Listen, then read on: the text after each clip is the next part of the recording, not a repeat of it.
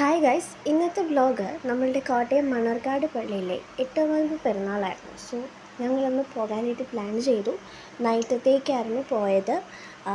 8 നോയമ്പ് കഴിഞ്ഞ് പെരുന്നാൾ കഴിഞ്ഞതിന് ശേഷമാണ് ഞങ്ങൾ പോയത് കേട്ടോ. പെരുന്നാൾ കഴിഞ്ഞിട്ടാണെന്ന് പറഞ്ഞാലും അവിടെ ഭയങ്കര തിരക്കായിരുന്നു.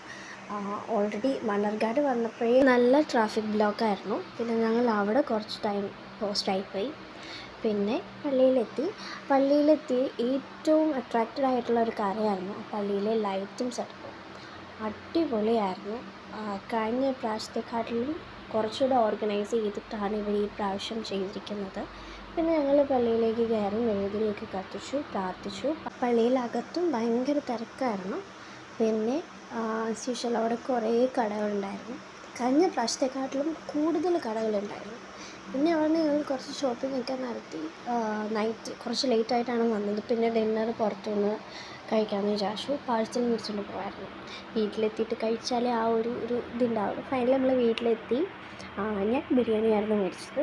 അടിപൊളി ബിരിയാണിയായിരുന്നു. ട്രാവൽ ചെയ്ത് ടയർഡായിട്ട് വന്നിട്ട് ഒരു ബിരിയാണി കഴിക്കണം, അടിപൊളിയാണ്.